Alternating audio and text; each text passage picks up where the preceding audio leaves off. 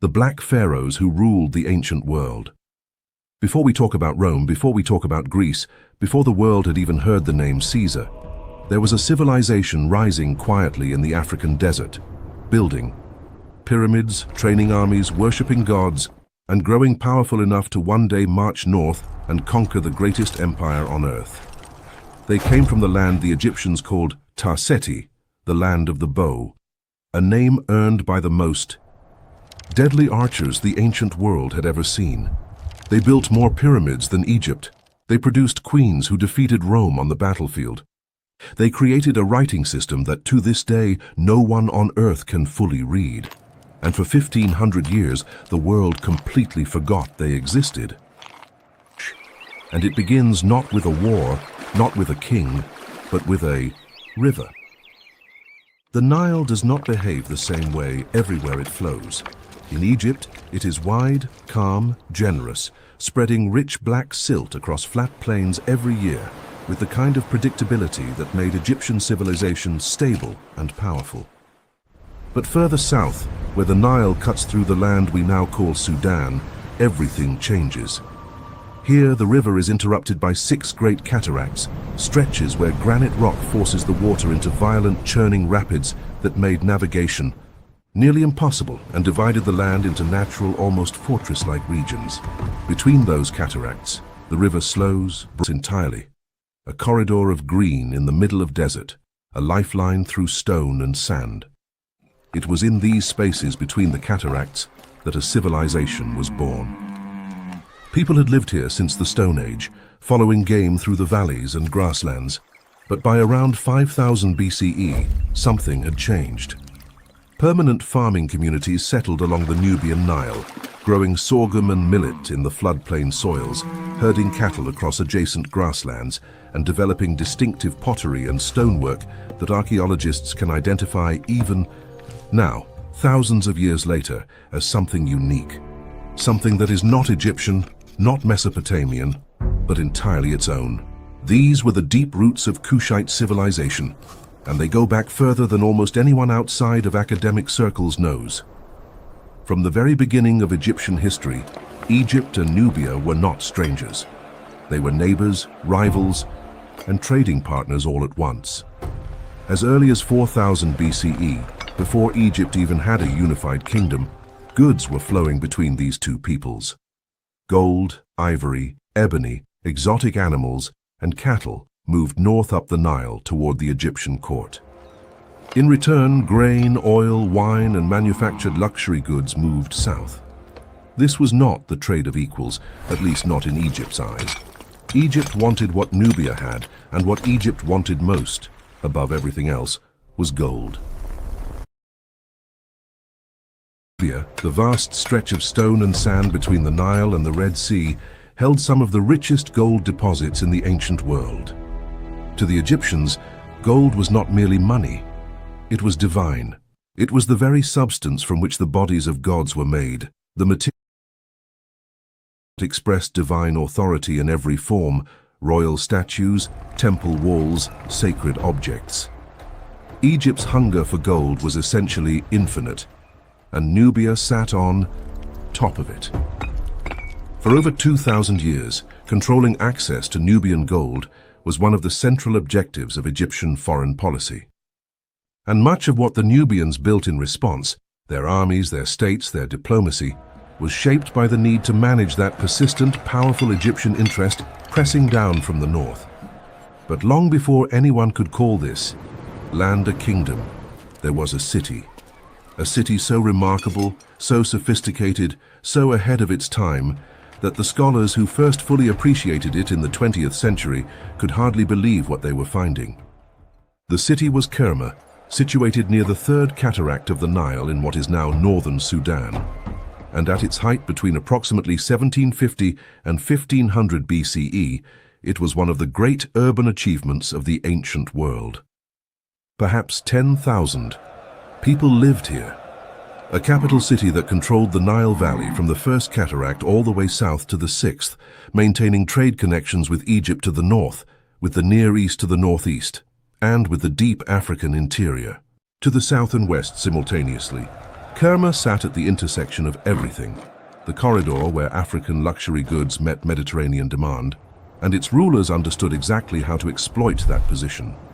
The most visible surviving monuments of Kerma culture are structures called the defufas, massive mud brick towers unlike anything else in the ancient world. The western defufa, the larger of the two, rises nearly 20 meters from the desert floor, a solid, nearly featureless block of brick that announces itself through sheer, overwhelming mass. It was almost certainly a ceremonial platform, a high place from which rituals were conducted in view of the community below, reaching toward the sky gods the Kerma kings sought to please. And those kings wanted to be remembered. The cemetery of Kerma is one of the richest concentrations of prehistoric African burial evidence ever discovered. The royal tombs are extraordinary, enormous circular mounds covering burial chambers filled with gold jewelry, bronze weapons, ceramic vessels, ivory objects, and in the most spectacular cases, the remains of hundreds of retainers sacrificed to accompany the king into the afterlife. Hundreds. The scale of this sacrifice speaks to a form of royal power with no parallel. In contemporary Egypt, a king whose authority over the lives of his subjects was so total, so deeply believed in by everyone around him, that hundreds of people went willingly into the earth alongside him, or could not resist the royal command if they did not. Whatever we think of it from a modern perspective, it reflects a political and religious world of intense, almost incomprehensible devotion to the idea of kingship. Kerma's commercial reach was vast. Egyptian luxury goods appear in Kerma contexts in large quantities, traded for the gold, ivory, and cattle Egypt constantly demanded. From the south and west, Kerma maintained connections with the savanna communities of the African interior, acquiring the exotic animals, giraffes, cheetahs, monkeys, that served as the most prestigious diplomatic gifts a ruler could send.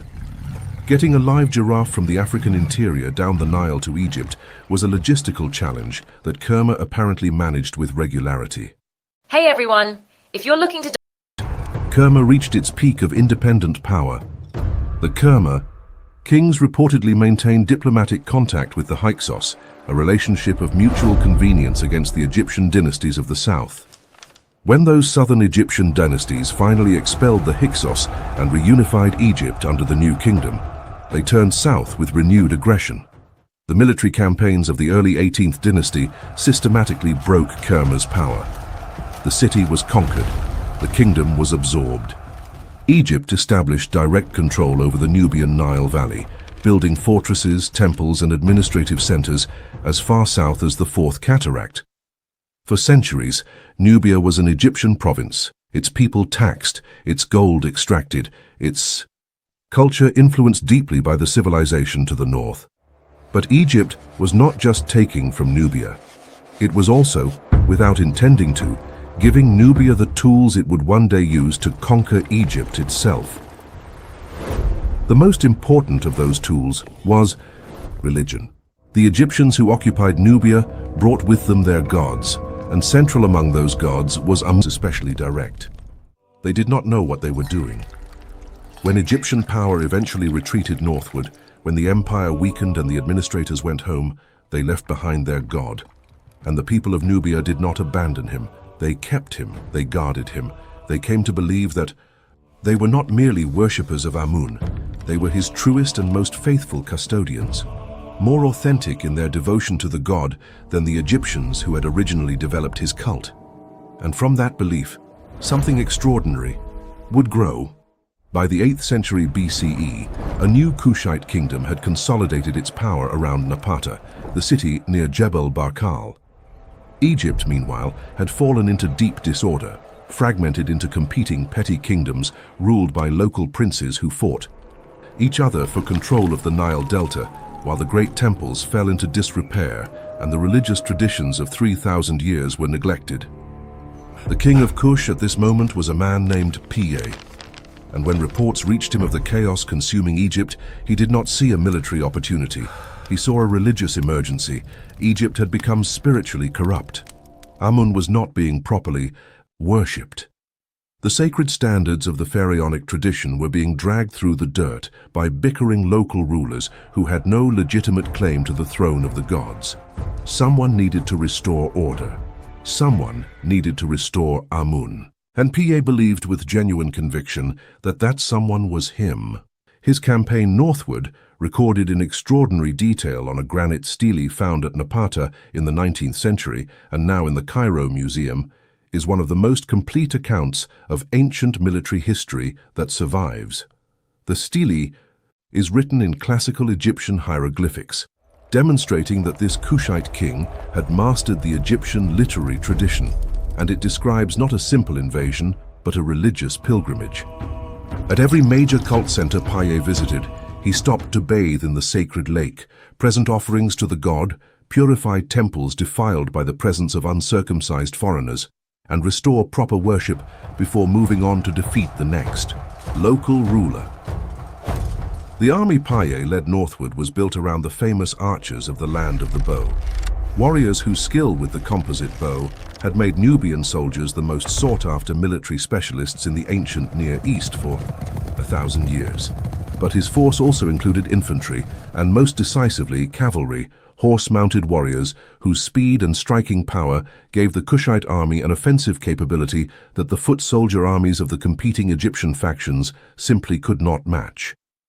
The combination of long-range archery and fast cavalry was devastating against fragmented local forces, and one by one the petty rulers of Egypt submitted to the king from the south.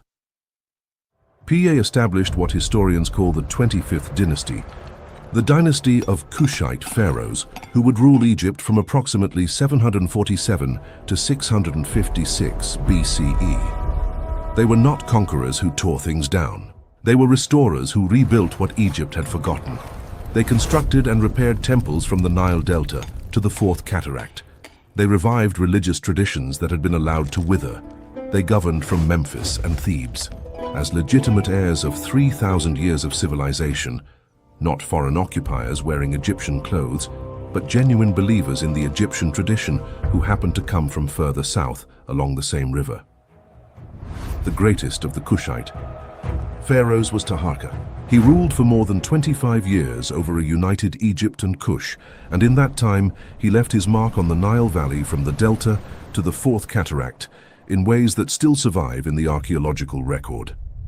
At Karnak, the religious heart of Egyptian civilization, he added colonnades of massive papyrus columns whose fragments still stand today. At Kawa, in Nubia, he built a complete new temple complex decorated with reliefs in the finest traditions of Egyptian temple art. At Sanam, near Napata, he built a treasury and a temple whose quality of workmanship reflected the enormous resources his unified kingdom commanded.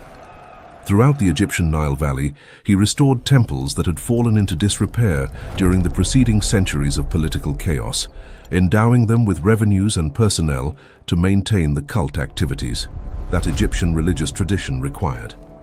But Taharqa was not merely a builder, he was a political player on the international stage. Egypt and Kush together formed one of the great powers of the Near East, and the Hebrew Bible itself records his involvement in the affairs of the region. The Assyrian siege of Jerusalem, the diplomatic calculations of the kingdoms of the Levant, the vast web of international politics that connected every major civilization of the 8th century BCE. Taharqa was in that web. His court was a center of genuine intellectual life. His patronage of scribal establishments and religious texts reflected a personal engagement with learning that went beyond the ceremonial requirements of kingship. The royal portraits of Taharqa are historically significant in a way that goes beyond their beauty. They show a figure who is recognizably a pharaoh in every conventional attribute of Egyptian royal representation: the crown, the uraeus cobra, the scepters, the formal pose, but whose facial features reflect a physical type, identifiably different from the Egyptian norm. These are portraits of a genuinely African ruler in the role that Egyptian civilization had created for its pharaohs, and they complicate simplistic narratives about what ancient Egypt was and who belonged to it. But the days of the 25th dynasty were numbered, because from the east, something new and terrible was coming. The Assyrian Empire, the great military machine of the Near East in the 8th and 7th centuries BCE, had iron weapons, iron armor, advanced siege technology, and an appetite for conquest that no power in the region had yet been able to satisfy. The Assyrian king Esarhaddon invaded Egypt in 671 BCE. His successor Ashurbanipal followed with subsequent campaigns. The Kushite pharaohs fought, and they retreated. Not in defeat exactly, but in a rational recognition that against iron weapons and Assyrian siege technology, the cost of holding Egypt would be the destruction of Kush itself. They preserved their army. They preserved their state. They withdrew southward to the Kushite heartland, and they watched as Egypt passed into new hands. The loss of Egypt was real, but it was not the end of Kush. Far from it. The Kushite kings who returned to Napata refocused their energy on their core territory, on the Nile Valley from the First Cataract southward, on the Butana Plateau, on the eastern desert goldfields that Egypt had always coveted. And they maintained something important even after Egypt was gone, the ideological claim to pharaonic legitimacy. The Kushite kings continued to build Egyptian-style temples. They continued to conduct Egyptian-style religious rituals. They continued to be buried under pyramids. They continued to use Egyptian royal titles. They were asserting, in every visual and ceremonial way available to them, that the pharaonic tradition was theirs, that Egypt had been an episode in the history of Kush, not the other way around. And then, sometime around 270 BCE, the capital moved south, from Napata to a city called Meroe. And with that move, a new chapter began. Meroe was different from everything that had come before. If Napata was the religious capital, the sacred city near the holy mountain, Meroe was something more industrial, more commercial, more thoroughly itself. Some modern scholars have compared it to Birmingham during the British Industrial Revolution. And while that comparison is obviously imprecise, it captures something real about the character of this place. The iron smelting industry centered at Meroe was the largest known iron-working enterprise in sub-Saharan Africa in the ancient period. The enormous slag heaps that still surround the ruins of Meroe today, massive piles of waste accumulated over centuries of continuous smelting, are among the most tangible evidence of the scale of Meroitic industrial production. Iron weapons, agricultural tools, industrial implements, produced in quantities that supported both the military capacity and the agricultural productivity, immediately announced their independence. Where the great Egyptian pyramids rise at angles of around 52 degrees, the Kushite pyramids rise much more steeply, 65 to 70 degrees, giving them a sharper, more pointed silhouette that is immediately recognizable as something distinct. They are smaller than the Great Pyramid of Giza, but they are far more numerous. The cemeteries at Meroe, at Nuri, at El Kuru contain well over 200 pyramids, more than exist in the entirety of Egypt, and they mark the landscape of the Sudanese desert in a way that makes immediately visible the scale and duration of the Kushite royal tradition. The Kingdom of Kush, in its Meroitic period, was a commercial empire as much as a political one. Its geographic position at the junction of the Nile Valley corridor, the Red Sea coast, and the routes leading into the deep African interior made it an irreplaceable intermediary in the trade connecting sub-Saharan Africa and the Mediterranean world. Gold from the eastern desert, ivory from the elephant populations of the savannah, exotic animals, giraffes, lions, cheetahs, ostriches, dispatched as diplomatic gifts to foreign courts. The Red Sea trade connecting Egypt and the East African coast to Arabia, India, and beyond. Kush was part of that network too. The commercial infrastructure sustaining all of this, the caravan routes, the way stations, the storage facilities, the merchant communities in the major cities, represented a massive investment in the organizational capacity of the state. The Kushite kings who managed this system were not passive beneficiaries of their geography. They were active organizers of the most important long-distance trade network in ancient Africa, and the revenues that trade generated sustained the kingdom's elaborate religious, architectural, and military programs for over a millennium. One of the most distinctive features of Kushite civilization, and one of the most remarkable by the standards of any ancient society, was the role of women in political life. The institution of the Kandake, the Queen Mother of Kush, was unlike anything in the contemporary Mediterranean or Near Eastern world. A Kandake was not a royal consort or a temporary regent.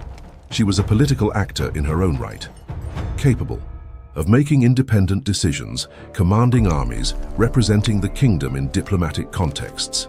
The Kushite throne did not pass automatically from father to son. The succession was determined by a council of priests and senior officials, and the Queen Mother played a central role in that selection process. A Kandake, who successfully guided the choice of a new king, maintained an ongoing relationship with him that gave her structural influence over his reign. This was not a personal achievement. It was an institutionalized position of power recognized by the kingdom's subjects, by foreign powers, and by the religious establishments that legitimized royal authority. In a world where female political authority was almost everywhere exceptional and usually temporary, the Kandake of Kush held power that was built into the system itself, and one Kandake in particular would demonstrate exactly what that meant. Her name was Amanirenas. She had one eye, she had lost the other in battle. And when Rome came to her border, she did not submit. In 30 BCE, after Rome conquered Egypt and established itself as the new power in the northeastern corner of Africa, the Roman prefect of Egypt left his post to campaign in Arabia. Amanirenas struck. Kushite forces swept into the First Cataract region, sacked the city of Siene, modern Aswan, and carried off Roman statues as trophies, including a bronze head of the Emperor Augustus. That bronze head was taken back to Meroe and buried beneath the threshold of a temple, so that everyone who entered had to walk over the face of the Roman emperor. The Romans counterattacked. The prefect Gaius Petronius marched south into Kushite territory, sacked Napata, and established a garrison at Qasr Ibrim in Lower Nubia. The Kushites responded with a sustained military campaign against that Roman garrison, keeping the Roman forces under constant pressure while diplomatic negotiations proceeded behind the scenes. And the eventual peace settlement, concluded around 21 or 20 BCE, was extraordinary. The border was restored approximately to where it had been before the conflict. The Kushite hostages held by Rome were freed, and, most remarkably of all, Rome waived the tribute it had expected Kush to pay as a defeated power. Rome did not collect tribute from Kush. This was not typical Roman behavior. It is a testament to how effectively Amanirenas and her commanders had made continuing the war more expensive than making peace on acceptable terms. The intellectual life of the kingdom found its most lasting and most mysterious expression in the Meroitic script, a writing system developed around the 2nd or 3rd century BCE, specifically to write the Meroitic language. The script consists of 23 signs adapted from Egyptian hieroglyphic and demotic writing, arranged into an alphabetic system. It was a genuine intellectual achievement, the deliberate creation of a writing tool precisely shaped to a specific language, a declaration that Meroitic, and not Egyptian, was the language of this civilization's inner life. Cracked. There is no Rosetta Stone, no bilingual text that would allow vocabulary and grammar to be reconstructed from scratch.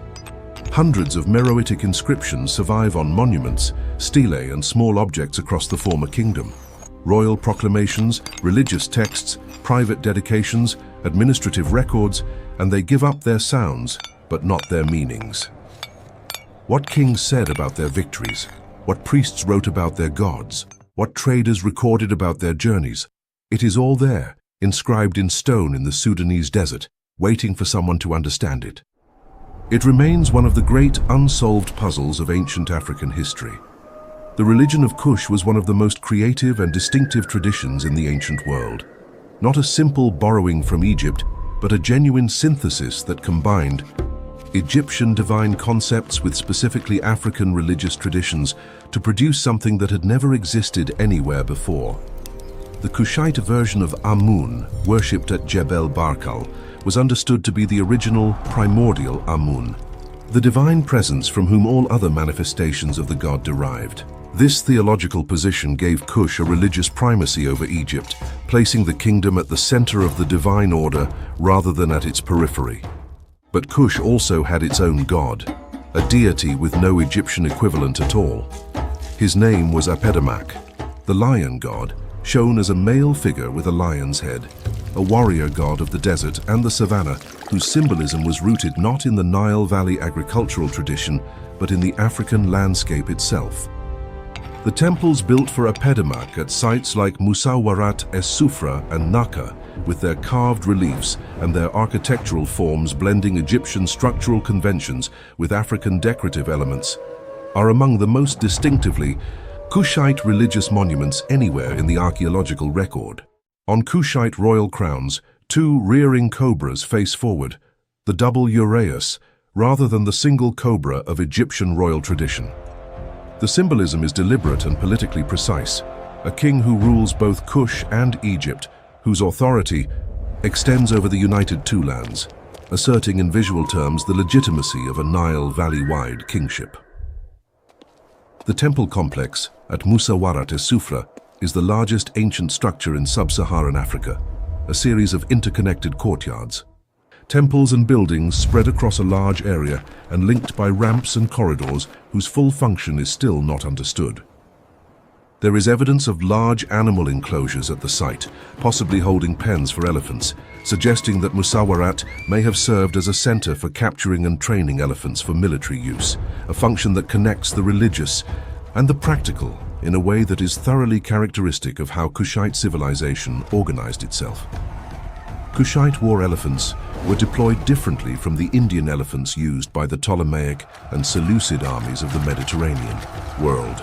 The African bush elephant, larger and more unpredictable than its Asian cousin, required different training techniques and filled different tactical roles. But it was no less terrifying to infantry who had never encountered forever. And the kingdom that had endured for over 1,000 years, that had conquered Egypt and stood down Rome, eventually faced pressures it could not overcome. The iron industry that had made Meroe powerful was also destroying it. Smelting iron requires charcoal. Charcoal requires cutting down trees. Century after century of iron production had consumed the forests of the Butana Plateau on a massive scale.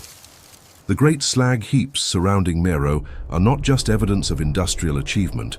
They are evidence of environmental catastrophe, the accumulated waste of a process that was slowly stripping the land bare. Deforestation led to soil erosion. Erosion led to reduced agricultural productivity. The aridification of the Butana Plateau that followed reduced the land's ability to support the population that depended on it. And then, in the early centuries of the Common Era, the climate itself began to shift. A broader drying trend across the Sahel that reduced rainfall and further stressed the agricultural systems that sustained the kingdom's population. The tax revenues available to the central government shrank as the land produced less. The gap between what the state needed and what the people could provide widened. Social tension grew. Regional commanders, far from the capital, began managing their own affairs without waiting for instructions from Meroe.